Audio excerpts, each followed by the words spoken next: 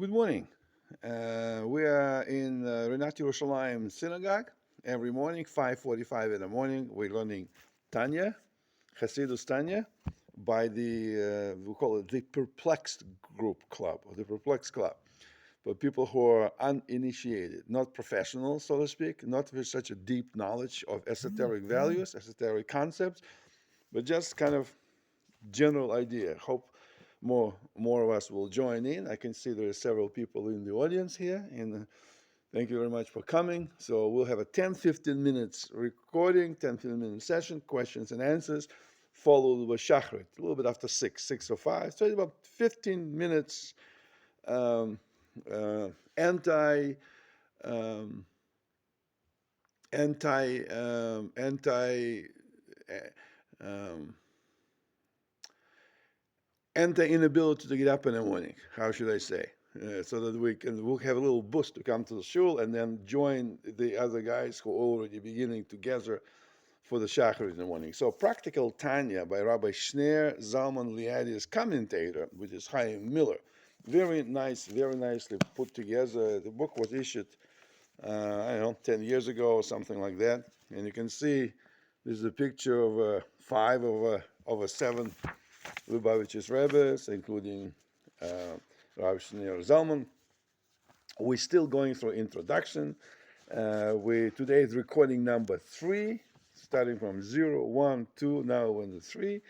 And after reading a little bit about the little bit of a political struggle between the Nignagdim and Hasidim at the beginning of the 18th century, the birth of Baal Shem Tov in 1698, so into the early into the 18th century, brought a lot of maklakas, which is not unusual for us Jews to have 3 Jews and 7 opinions.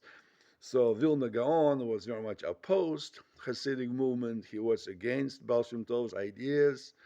So certainly the main student of Baal Shem Tov, Maggid of Medrich, who is essentially Rabbi Dov Ber Friedman, and he is one of his young students, Shneur Zalman, became the founder of Tanya, and the fundamental concept between basically Vilna Gaon and Hasidim was, listen, Vilna Gaon would say, we have to just keep on doing what we've been doing for thousands of years.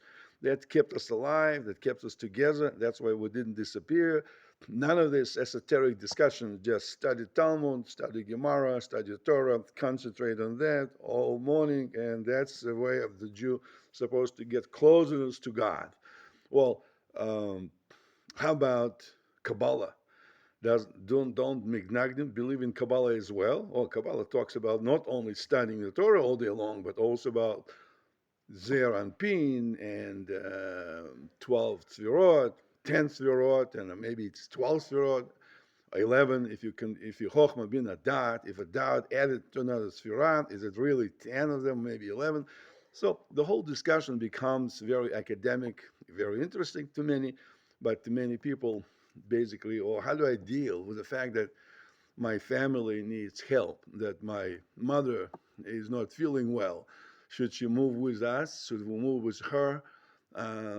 How many hours do I have to study Torah versus how many hours I have to go help shopping food for her because she can't get it on her own? Take care of elderly parents. Take care of the family members or friends, people around us who need help and assistance. How much of that is affected by our prayers? A lot. How much of that is affected by actually doing some shopping for the person and bringing the hot soup to help out? So within the Hasidim community itself, also was a disagreement. Some of the followers of Shneur Zalman felt, at least the way the book Chaim Miller explains, that esoteric values can be brought to the public, maybe in a nice, digested way. So we can teach the close group of disciples, and they will bring the knowledge to the masses. Well, by actually printing the book, make it immediately available to all the masses without a mentor, without a commentator, it will be very difficult. Some might say that perhaps the Lubavitcher Rebbe, the seventh, the final Lubavitcher Rebbe, brought that into the clarity. He sent shliachim to different parts of the world, all over, in order for them to pass on through the Hasidus and Tanya and all the concepts of the midot and esoteric values, as well as no Jew should be left behind, so to speak. The previous 6 ones, as Rabbi Miller present, didn't necessarily, perhaps historical and political situations at the times were such that they couldn't send shluchim all over the world. There was no central organization to speak. The Hasidus sort of was being fledged. It's like 250 years old, roughly, so to speak. So for the first 200 years or something like that, it was mostly putting it together. An internal struggle was also going on within the followers of Maggid of Mezrich. Also, where some felt like Rabbi Abraham, the son of Maggid, didn't, and many of the followers of Maggid actually went to Israel, whereas many of the followers of the Shneur Zalman didn't necessarily go to Israel. They stay in the area where Hasidus started in western Ukraine, eastern Poland, kind of western Russia area, we know, on the east side of Carpathian Mountains, if you will. So, what we're trying to do, we're now on page 38, I'm sorry, on page 12 of the Chaim Miller's book that we're using as our manual for our morning warm-up studies. So it's interesting that in this introduction, he's saying, well, disciple of Vilna Gaon, Rabbi Yehuda Leib HaKohen of Anapol, 1806, he passed away. So disciple of Vilna Gaon also became a close student of Maggid Mezrich. So there was a lot of cross-pollination was happening. So the feeling against the propagation of Tanya and Hasidim in general was that, quote, the big ideas would be corrupted by small minds. But the prevailing opinion, Rabbi Zalman's followers would say that Tanya will teach you to set reasonable goals in your relationship with God. Reasonable goals. Sometimes reaching for the skies, the higher you fly, the longer the fall, the higher the fall that you may take. So the story that Tanya says here, the story is the Tanya's reference here is to the story in the Talmud. Rabbi Yeshua said, once I was walking along the path and I saw a child sitting at the crossroads. I asked him, which path will lead me to the city? He said, one path is short but long, and one path is long but short. I took the short but long one.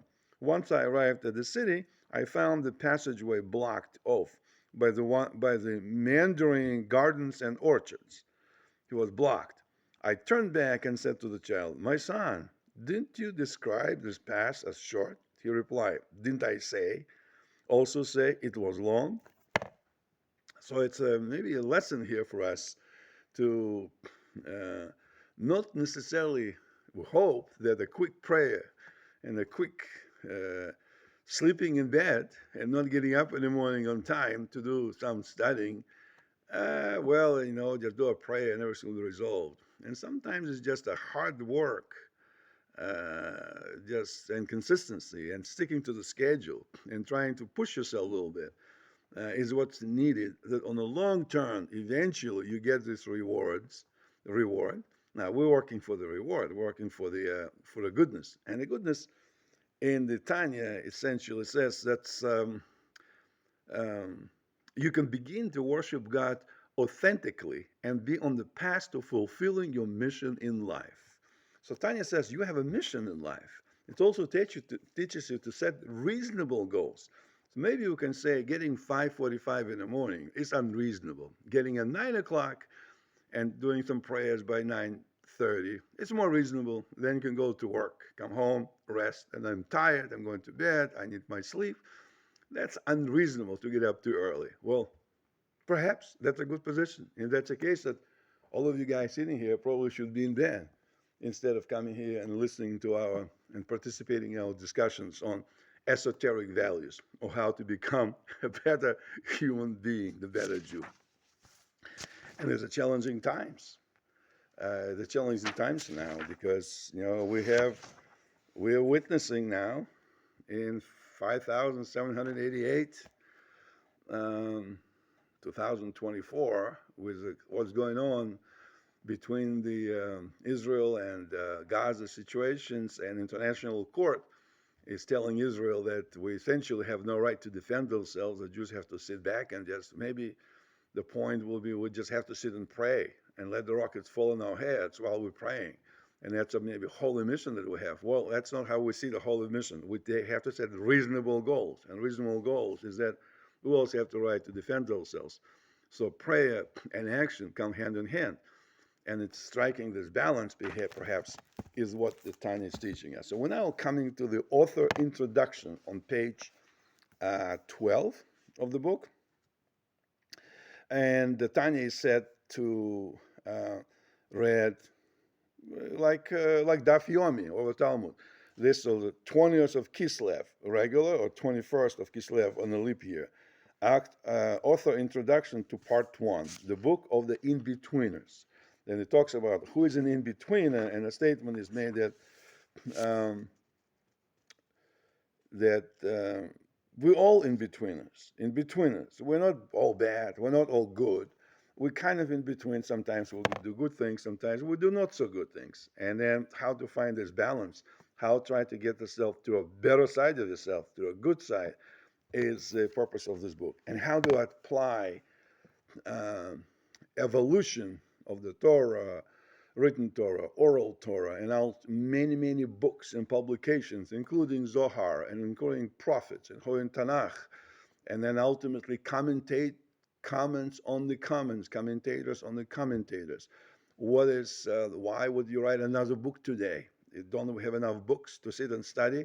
At some point, you can wrap yourself in so many commentations, in so many commentators, that you start forgetting that what's it all about. You perhaps start thinking that the new commentator is so great. That's one of the dangers. That's one of the reasons Moses' grave is not known. So don't go to his grave and pray to the man instead of remembering that ultimately, no matter how great the person is, it's just a person. God is above. We have good leaders. We have wonderful people who love, like Chabad Lubavitch loves Lubavitch Rebbe. We don't worship Lubavitch Rebbe like an angel. We like him and admire him as a human being that built a great organization that was able and still able to continue helping other people, and to a great degree helping people to get up at 5:45, to get up at 5:30 in the morning, to come to shul, to the synagogue at 5:45 for about 10 or 15 minutes lecture. So this is our recording number 3. Tomorrow at 5:45 here, come up and we will continue with starting essentially the book. We're finishing with the beginning with introductions. We'll go through a little bit of author introductions, and then we'll reach sections.